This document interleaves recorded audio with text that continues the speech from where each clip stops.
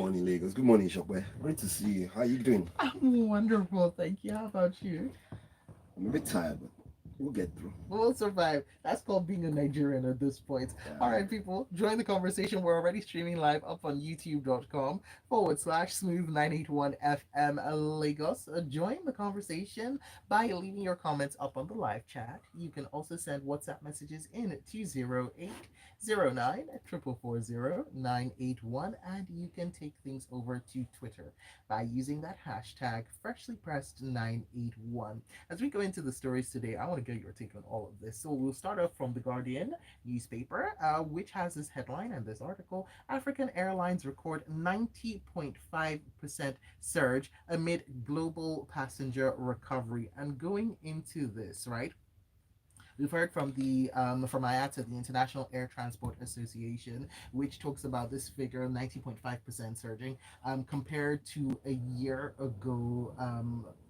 And this is as global travel recovery continues, going from strength to strength. So apparently, African Airlines capacity was up 47.2%, and the load factor climbed 16.7 percentage points to 73.6%, but it is the lowest amongst regions.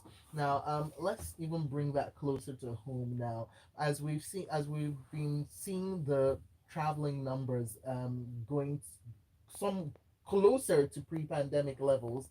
Have we seen our airline industry kind of go back to the strength that it was at during those times? No, I don't think it has.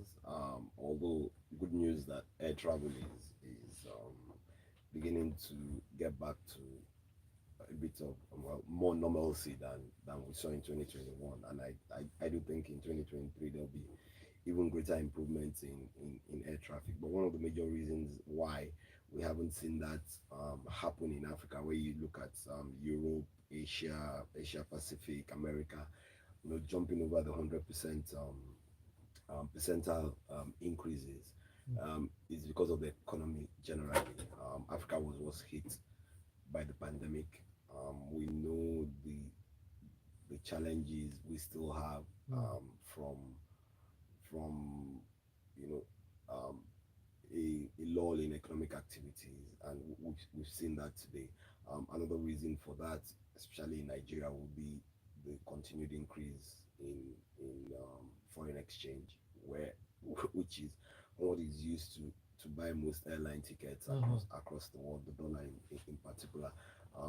We've read news and stories of airlines threatening to stop their inbound and outbound flights in Nigeria due to debts owed them for tickets sold that hasn't been remitted by the CBN. So all these factors um, bring about the well the much lower pace of getting back to normalcy for airlines across Africa. But like I said, the world is living in an inflationary time. It's not just across Africa; it's across the whole world. China also, because of its zero COVID policy, it's causing a, a a huge gap within that market, because as you know today, more African countries are dealing with China, and if you are unable to deal with one of your if I may call it the number one trading partner, then what you'll find is fewer people will be able to travel to China and do business either either online or virtually. So we hope that by 2023 a number of those things would have stopped, and would generally see the increase once the world economy as a whole starts to get back to full normalcy. Mm. All right, let's have a look at this next article, which comes in from the Punch newspaper, and it's regarding that October issues of half pay from the Punch newspaper. ASU says lecturers are intellectuals and not casual workers. The union said this actually in a statement last week when condemning the payment of half salaries to its members after it called off its strike in October. And we heard from the chairman of the ASU Unilag chapter, Dr. Dele Ashiru, who said a protest rally titled "The Casualization of the Intellectualism in Nigeria" would hold today on the campus, on the university campus, to inform Nigerians about the Minister of Labor and Employment, Dr. Chris Ngike's position on the crisis. And apparently, all universities that are members of ASU are going to hold their own protest Alrighty. rallies on different dates, basically with regards to this issue, because such a huge issue when it came out, especially after kind of what felt like the cessation of hostilities, only for another fireball to be lobbed in the form of half pay, with the lecturer saying, "Actually, no, we're not casual workers. We are lecturers." I mean, where do you fall on the? I mean, what do you make of all of this, and where do you fall on the debate over whether or not they I should get paid full month's pay for well, what they well, we know work? we know that the federal government over time has continually said that if no work, no No pay, pay. and I guess that's what they did with the payment of their salaries in October. I'm not sure. I don't know. I can't really speak in totality that that's the reasoning behind it. But what I also do think is probably okay, let's quickly pay them for the 18 months while we try and readjust ourselves and come back to all the issues that were agreed that Mm, were going to be dealt with. We also realized that even during that period, some universities, mostly medical lecturers, were paid in full, including their arrears for 7 months and all. So in my own opinion, I do think that maybe the government is trying to okay, so let's do this in stages, but let's everybody get something to go home for work that has already been done and so on. But when you read the news and you hear what ASO has to say, or you read what ASO has to say, it does seem like they've been treated like casual workers. What's it called? Pay as you work, mm, that kind of thing. And is so the question now will be if it's pay as you work. If ASO doesn't work on Friday and Saturdays, which is a weekend, which is also counted, then maybe you shouldn't be paying them. That's on the lighter side. But I do think they should sit down with the federal government and find out exactly what the challenges are. When are they going to get their arrears along with that of the first 13 days or 14 days of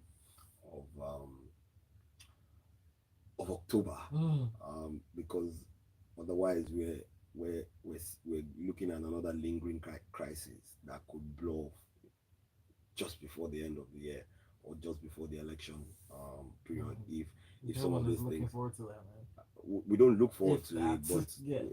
usually this is how it starts. It starts with the protest, and then the next day, um, you would hear that oh, government says oh we're still working on it, but time frames have been agreed and so on. So I think everybody should actually sit down and look at some of these issues and see how they can quickly deal with them so our children are not back at home as quickly as they went back to school. Well, look, the Minister of Labor and Employment has something to say about unions, the labor union. So let me just take this one in from the Tribune newspaper. Federal government proposes 8 weeks mandatory training for labor union leaders. Um, so this is a mandatory 8-week course that is at the Michael Imodu National Institute of Labor Studies for all newly elected labor leaders in the country. So when the minister disclosed this on Monday during the budget defense of his ministry and its parastatals before the House of Reps Committee on Labor, he talked about the what he saw as union leaders disobeying his ministry and even the labor laws of the country because they lacked what he said was basic training on the laws and on the application of the laws. What would you say to this? Well, he made specific reference to, I think it was Section 43 of the Trade Dispute Act, 2004 Law of the Federation, um, where he says some unions will tell you it is not applicable to them. I don't know the full details of that section of the law, but what I do think he's talking about is the fact that when there is a dispute, you say, "Oh no, this part of the law doesn't apply to me, or this doesn't apply to me," and which for me, if there are laws that have been put together by the National Assembly and signed into law, then it applies to all trade unions, and that's that's the direction I would look at this from. However, we also know that um, the government many a times doesn't apply the law the way it's meant to be seen or read, as the case may be. But I do think it's a good development. I don't think it's just for newly elected labor union leaders. I do think it should become a prerequisite. Do you understand? The certification should be a prerequisite for you getting elected into the helms of, of the labor union or any union um, executive team.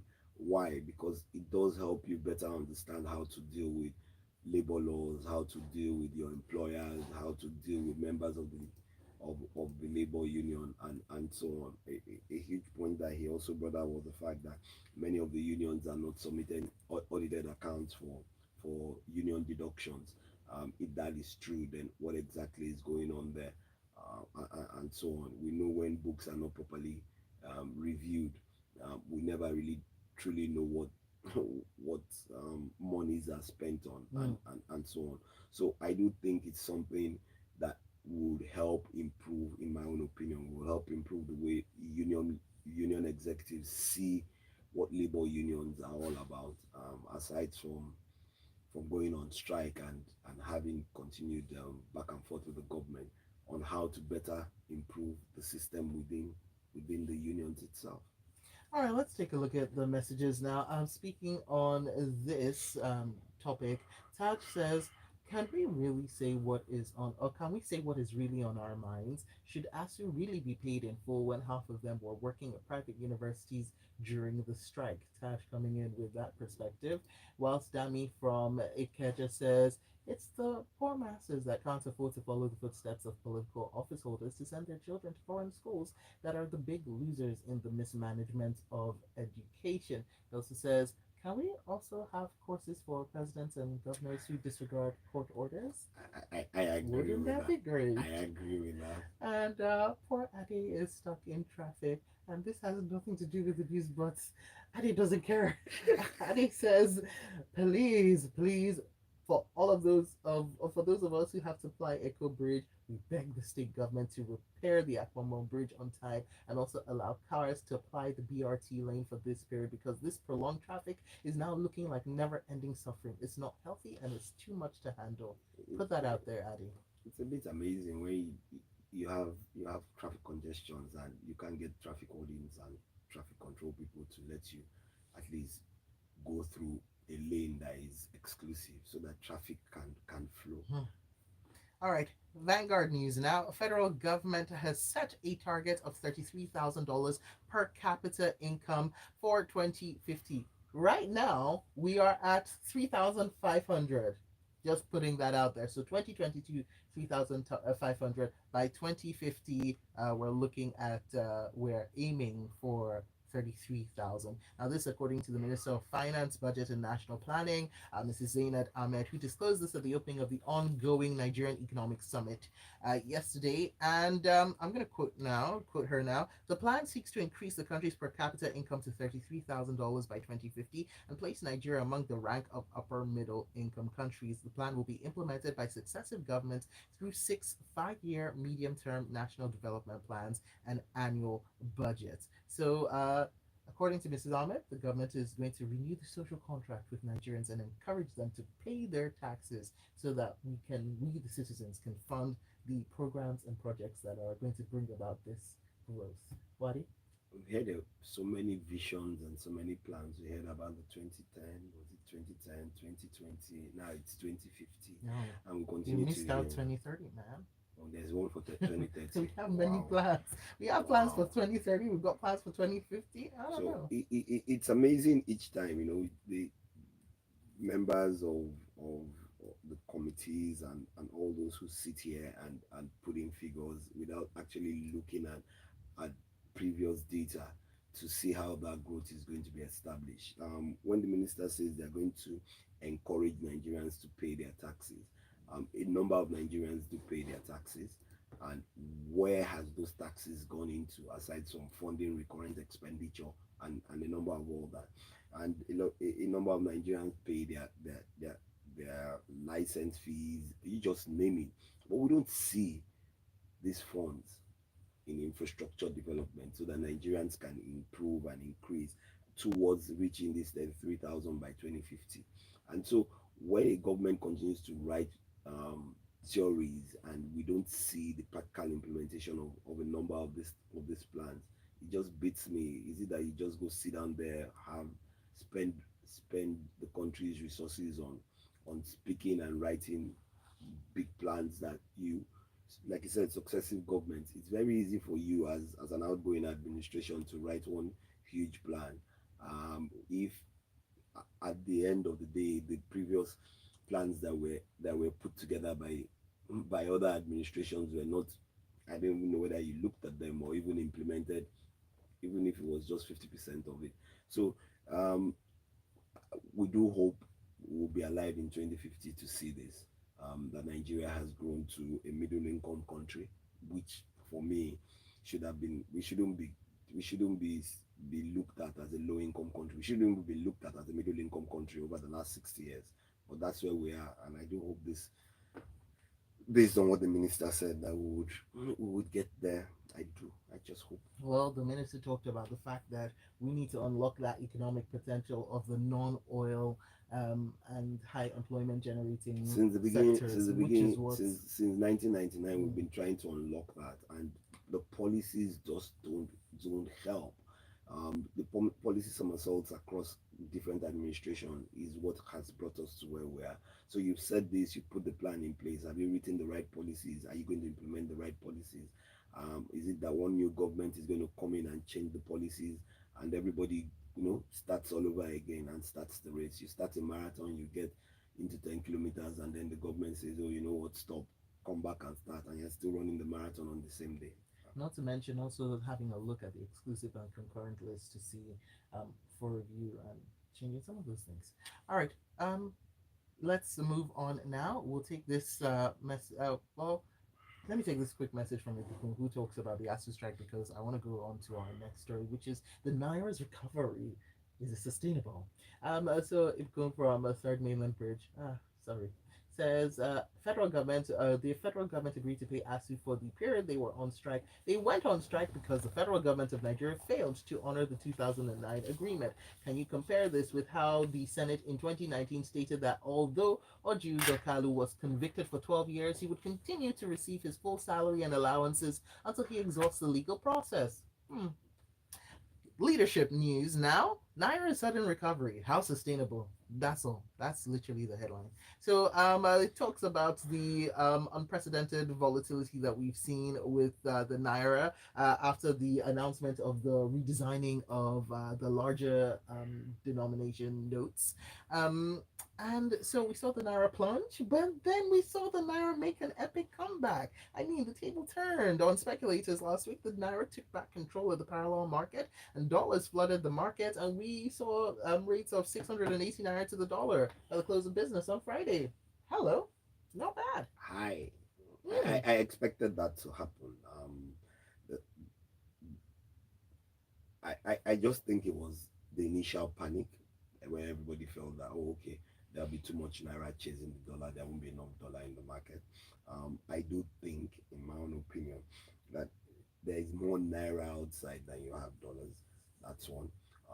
Two, a number of people, or a number of, or some Nigerians who have naira stacked away and also have dollars, were trying to find a way to push both into the market so that they can actually get the naira back into the system, because any naira that doesn't come into the system by the 31st means you've lost so much money. Mhm. Um, the background checks by the EFCC and the meetings between the Bureau de Change organizations, the banks, the finance houses, with the EFCC chairman, also brought to light a number of things that were going to be put in place towards ensuring that, one, all the issues relating to compliance or reporting what's being done, Hmm. and also ensure that, with also with the fact that the CBN policy on how much you can bring into, how much naira you can deposit, has also ensured that there's less naira. And you can't push so much naira in one day, except you're trying to push it through a number of accounts. The BVN would also help a number of those things. But the truth of the matter is, at the end of the day, um, I had told someone sometime in July that the naira was never going to hit 1,000 naira to the dollar, and I still stand by that. I do think it would still come down a bit more. With the elections coming, more and more people do realize that they need to spend naira, not dollars. So you have to push that dollar into the market, and then you'll have some substantial supply of dollars in the market, which I guess is what is happening. But it's a welcome development. It would help to re-stimulate the economy, because exchange rates were going out of this world. It was almost double what you had, if not double what you had in along the CBN window, which was not good for the And economy. now the spread has gone And down, so that's yet, and it's not just about the spread. It was just about the accessibility and the ability for you to pay, for products and services that were going to help improve the economy. And there would always be a spread, you get. And of course, when the market is in crisis, those who play in that short-term window will make the wider spread. But it will normalize, and it's beginning to normalize. I do think it will come back towards the 600 that we saw it stay for a very long time, before the end of the year. all right. The messages are coming in. I'll read some of the messages after we. Well, actually, you know what? Let me read some of the messages, then we'll get back to our next story. Um. Okay. So this one in from Shagun says, one policy the government and we as a people must pursue for future development is population growth control. Hmm. Hmm. Checkmate. Were you and I were I was talking about this earlier on in the show in 10 minutes. Interesting. Ifako Kunle from Ifako says the Minister of Finance has been at this position for more than 4 years. What has she done to improve the national income? She's setting 2050 target when she'll be leaving in less than 6 months. And then he speaks Yoruba. Sorry. Cannot say that. Don't know the help. I'd say it in English, Kunle, just for me. Sorry. But in that, government is a continuum, and this administration has been putting a lot of their efforts into agriculture.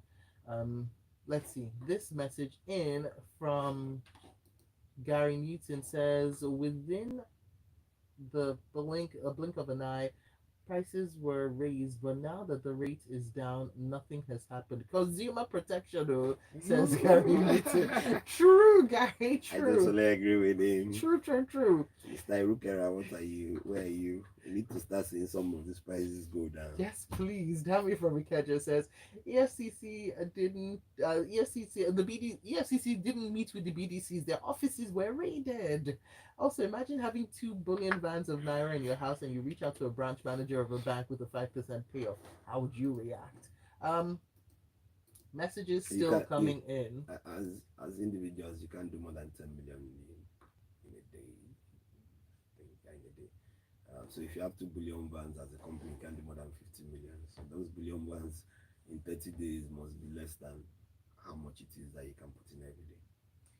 All right, now let's take a look at this news coming in from the Premium Times. Tinubu's campaign petitions NBC demand sanctions against Arise TV and Channels TV over fake news, putting that in quotation marks, with the Presidential Campaign Council of the APC having written a petition rather to the National Broadcasting Commission against Arise and Channels for allegedly airing programs to disparage its presidential candidate, Bola Tinubu. So a spokesperson of the PCC said um, that uh, that basically they were seeking an invocation of sanctions against the media houses over their reports on the 1993 money laundering and drug-related case against Mr. Tinubu.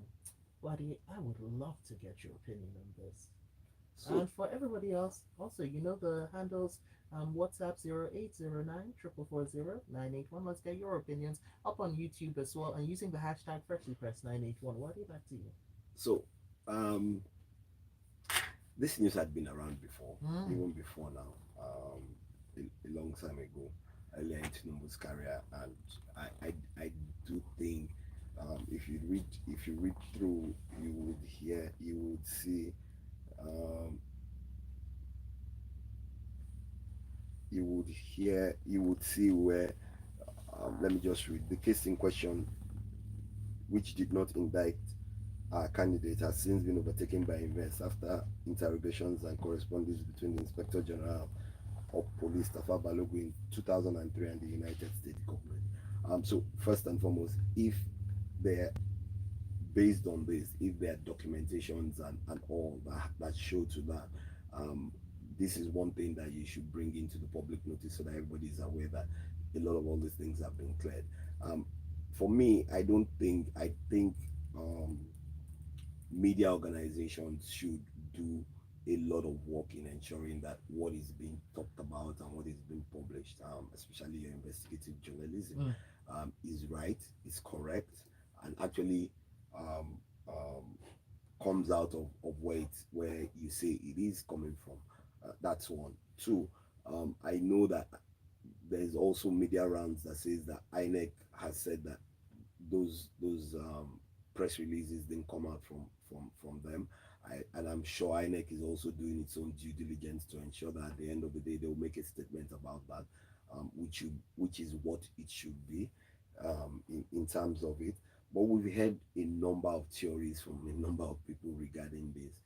If there are documentations that have, like they said, have cleared the air on this in 2003 over subsequent correspondence between whether it's the Nigerian and the US consulate, which was also mentioned, that a letter had been written, that the US Justice Department, in a letter dated 4th February 2003, issued by the Lagos Consulate of the United States Embassy, cleared our candidate.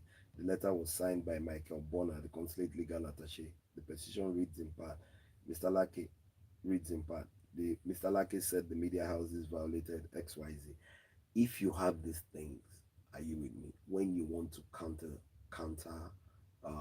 allegations, you state them, you provide them to the media houses. You don't have to give it to them, but you provide them so that they can actually see Mm. and read them and come out with clear statements, for you to be able to say, okay, this is what happened. Yes, there was this. These are the evidence that has been shown to show you the progress and how this issue has progressed and how it ended. Not just different people trying to give different theories to what you think it is. We've heard different theories about the accounts and not the person. We've heard theories of renting, unfortunately living in apartments that belong to XYZ and so on. But the truth of the matter is that if you have the documents that clear the air, then present them. It's as simple as that. Don't continue to leave behind a barrage of continued allegations and accusations when you have information that is going to set the narrative right. Mm. So provide this information to the media houses so that they don't go speculating, they don't go reaching out to other people who will provide information as much as they have it and provide documentations that show that this is what they think happened and so on. So if you have them, let Mr. Lake present, have a press conference, share it with the media houses, and everybody will keep quiet. That's my opinion. All right, and you're entitled to it. Yes, I As am. you are yours, let me take your opinions up on the different platforms. Um, this message in Gilbert Musa from First Access, like what Wade said concerning the 2030 or 2050 plan, the big question is, have we implemented past government noble policies before coming up with new ones? Vision 2020 that was designed in 2009 projected per capita income at $4,000 per annum. Have we reached that? Or have we achieved that in 2022? We have equally not achieved the alleged $3,500 dollars per capita income. We have this one B from, like he says, a gold nugget for the listener that proposed population control. We may not realize it, but a lot of Nigeria's issues stem from our unmanaged population. And this message in Opeyemi praise says Tinubu is vying for public office and should be ready to be x-rayed. The drug case is a subject of interest for the electorate. If he's already making efforts to shut down press while a candidate, what would happen if he becomes president of the country? Mary from Ogudu says INEC cannot be quiet about this. If there's more information on what was initially used to clear the air, INEC needs to invoke the relevant section of the electoral law, if any. And Fabian from Ekpe says, let me take this one as the last message because we have run out of time. Fabian from Ekpe says, Tinubu has the right to sue and clear his name. On another note, I think that the Lagos state government can do better to ensure smooth and safe alternative routes before closing off major roads. I We're totally back to agree. this. I do agree. And giving its citizens prior notice well ahead of time. All right, to all the people who are sending in messages still, we have run out of time. Apologies, can't take all your messages. But you can continue the conversation up on Twitter. We are at Smooth981FM. You can also find Uade. He is at Uade Ahimie _ on Twitter. That's that for Freshly Pressed. Coming up, it will be the Great Giant at 8:15. The headlines, the stories, Nobody said anything about my Tinubu.